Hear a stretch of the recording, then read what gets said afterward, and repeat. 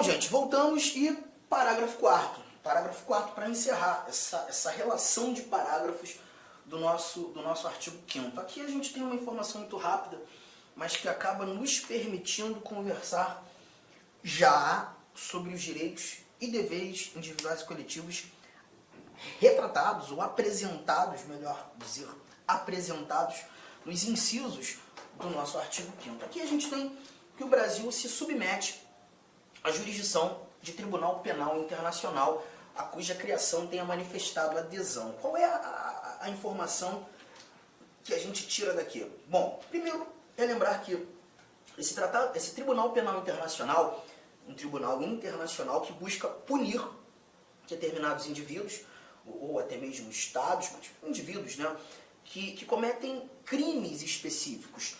O Estatuto de Roma não é necessário examiná-lo, estudá-lo, pelo menos aqui no âmbito do direito constitucional, mas eu só cito, é justamente a regulamentação, as regras de processo e julgamento desse Tribunal Penal Internacional. Esse Tribunal Penal Internacional, ele também é conhecido, né, de maneira informal, e isso você escuta na televisão, como Tribunal de Haia, ou Tribunal Internacional dos Direitos Humanos. E ele busca julgar indivíduos que cometam crimes de guerra, crimes de genocídio, crimes contra a humanidade. Então é um tribunal organizado, né, sustentado, desenhado, delineado pela Organização das Nações Unidas. E a proposta é justamente essa, punir indivíduos que cometam tais crimes. Esse parágrafo 4º, ele não existia na redação original da Constituição de 88. Ele surge aqui por meio de emenda constitucional. A mesma emenda constitucional 45 de 2004 que fez nascer esse parágrafo 3º que nós conversamos agora há pouco, né? E nesse parágrafo 4º nós encontramos a recomendação dessa jurisdição, que o Brasil submete à jurisdição. Então o que eu quero que você perceba é que se porventura um brasileiro, né, cometer crimes que sejam de competência do Tribunal Penal Internacional, o Brasil não vai se opor que esse indivíduo brasileiro seja julgado no Tribunal Penal Internacional. E Arthur, o que está me incomodando aqui você falou que esse tribunal é um tribunal chamado também de Tribunal de Haia. Haia é uma cidade na Holanda. Então a sede desse tribunal não está no Brasil, por óbvio, está num país europeu. E se o Brasil se submete a essa jurisdição, caso o Brasil, caso um brasileiro cometa um crime que seja de jurisdição do TPI, esse brasileiro vai ser extraditado para a Holanda para ser julgado lá? Porque essa é a minha dúvida que paira aqui, né? Vai ser extraditado? Não, ele não vai ser extraditado, não há que se falar em extradição. Ah, mas como é que esse julgamento vai acontecer? Aqui você tem o chamado Instituto da Entrega. Esse brasileiro será entregue para julgamento, tá? Arthur, não estou entendendo, não sei o que é extradição, não sei o que é entrega, você está me deixando meio confuso. Então vamos falar de extradição nesse momento. Volta aí, pega a sua Constituição, pega aí os seus slides e nós chegaremos a esse nosso inciso 51. O inciso 51 está aqui na tela. A gente vai conversar sobre extradição, tá? Primeira coisa, quando a gente fala de extradição, a gente está falando de uma comunicação que será alinhavada entre dois estados soberanos e a pretensão dessa comunicação é justamente decidir pelo destino de um determinado indivíduo, pretenso autor de um crime ou um indivíduo já julgado, condenado, né? E aí os países eles articulam essa comunicação no intuito de saber qual deles irá julgar esse indivíduo ou fará com que aquela pena seja cumprida. A extradição nada mais é do que uma comunicação entre países, buscando decidir sobre o destino de um determinado indivíduo criminoso ou presumidamente criminoso. Tá? E aí a leitura traz isso pra gente. Está aqui atrás, acompanha. Nenhum brasileiro será extraditado, salvo o naturalizado.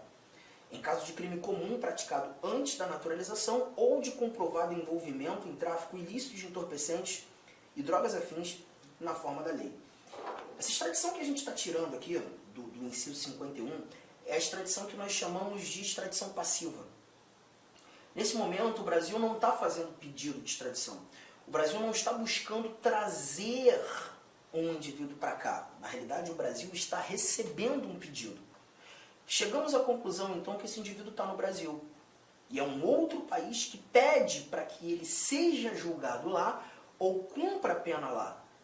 O Brasil recebe o pedido de um outro país e agora vai ter que decidir se extradita ou não extradita. Essa é a figura da extradição passiva. Temos a extradição ativa? Sim, nós temos a extradição ativa. A extradição ativa é o Brasil fazendo pedido, né? A gente já viu aí alguns cenários há um tempo atrás, você acompanhou na mídia, 2 brasileiros natos, inclusive, que foram pegos na Indonésia, né? Justamente por conta do tráfico ilícito de entorpecentes. Os nomes, Marco Archer e Rodrigo Goulart. Os 2 foram executados. Na Indonésia, o tráfico ilícito de entorpecentes enseja a pena de morte.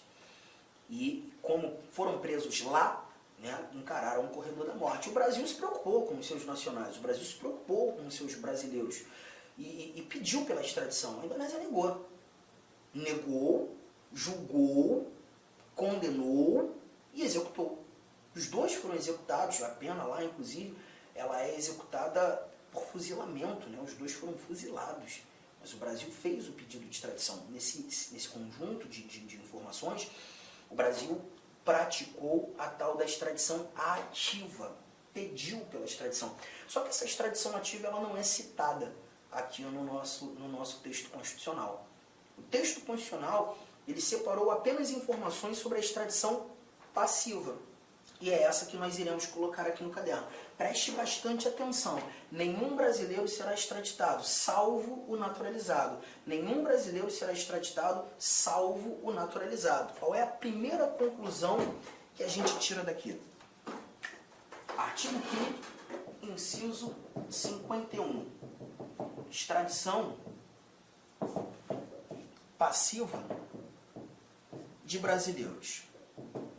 Se nenhum brasileiro será extraditado, salvo naturalizado, a primeira conclusão que nós retiramos aqui é: se esse indivíduo é um brasileiro nato, está no Brasil e é um outro país que pede por sua extradição, a resposta vai ser não, a resposta vai ser nunca. Nenhum brasileiro será extraditado, se porventura nato. Tá? Então imagine, aquele determinado indivíduo foi lá para a Argentina, praticou um crime na Argentina, brasileiro nato, volta ao Brasil, estando no Brasil, a Argentina descobre quem cometeu o crime. Aquele brasileiro nato pede pela extradição. O Brasil, analisando esse pedido de extradição feito pela Argentina, evidenciando ser esse brasileiro um brasileiro nato, a resposta já está pronta. A resposta para a Argentina vai ser não. Agora, Arthur, ele pode ser condenado? Pode ser julgado? Pode, mas se porventura julgado, será julgado aqui no Brasil, pelas leis brasileiras. Juntos? Tranquilo? Só que você viu o salvo naturalizado. Então, se a brincadeira trouxer como personagem um brasileiro naturalizado, aí eu já não posso trazer novamente o nunca, mas também não vou escrever sempre. Vou ter que colocar um eventualmente. Brasileiro naturalizado pode ser extraditado, eventualmente. E essa eventualidade precisa garantir ou estar pautada nessa informação que a gente tem aqui. Ó. Nenhum brasileiro será extraditado, salvo naturalizado, em caso de crime comum praticado antes da naturalização, ou de comprovado envolvimento em tráfico ilícito de entorpecentes, drogas afins, na forma da lei. Caso de crime comum praticado antes da naturalização. Vamos lá, vamos brincar com isso aqui. Vamos imaginar que você seja um argentino, tá? Ainda na Argentina você pratica um crime. Vou trazer aqui um exemplo, pratica um homicídio. E aí, percebendo que o bicho começou a pegar para o teu lado, as investigações estão firmes na Argentina, você sai da Argentina e vem para o Brasil. Quando chegando no Brasil, atende os requisitos para se naturalizar, ninguém sabe que foi você que cometeu esse crime, pede pela nacionalidade brasileira, conquista a nacionalidade brasileira e se torna um brasileiro naturalizado. Após isso, a Argentina descobre quem cometeu o crime. Você. Mas perceba, você cometeu esse crime antes de se tornar um brasileiro. Então, se você praticou esse crime comum antes da naturalização, o Brasil pode te extraditar. Então, eu já trago aqui a primeira recomendação. Crimes comuns praticados antes da naturalização. Só que o cuidado que você precisa ter é que o Brasil não tem a obrigação de te extraditar. O Brasil pode te extraditar. E aí o cuidado que você tem que ter com valores semânticos, tá? Porque o poder e o dever trazem semânticas totalmente diferentes. Totalmente diferentes.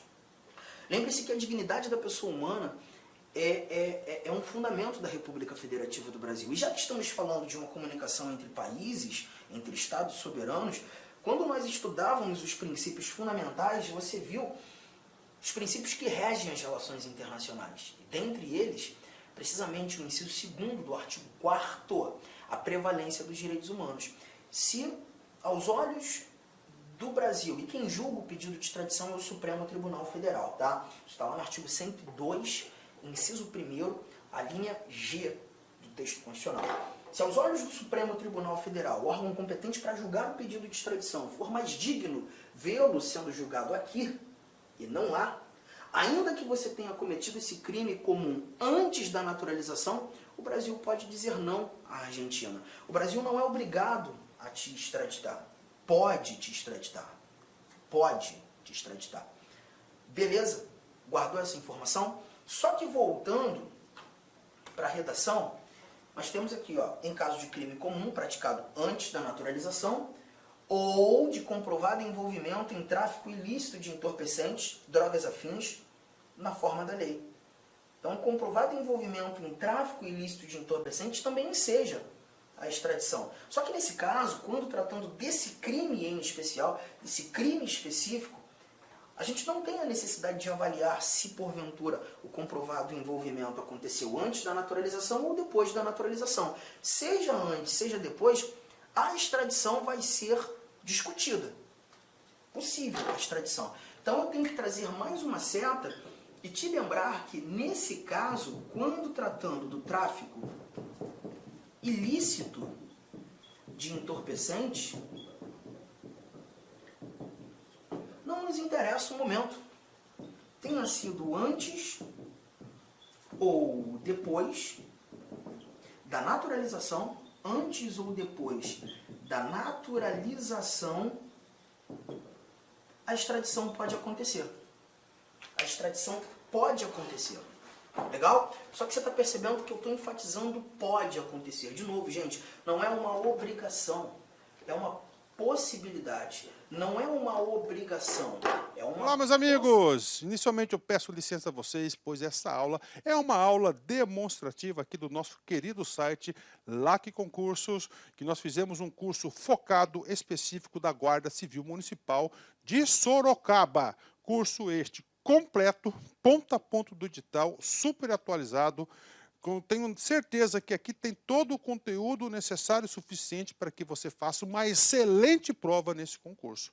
Professor, o investimento, cara, super promoção, apenas R$ 119,90, você vai ter acesso a todo esse conteúdo, o restante dessa videoaula, você vai ter o PDF, cara, você vai ter muito mais. Cara, e outra coisa, no site, eu peço que você estude via menu Personal Coach. O que é isso? É a nossa metodologia vitoriosa.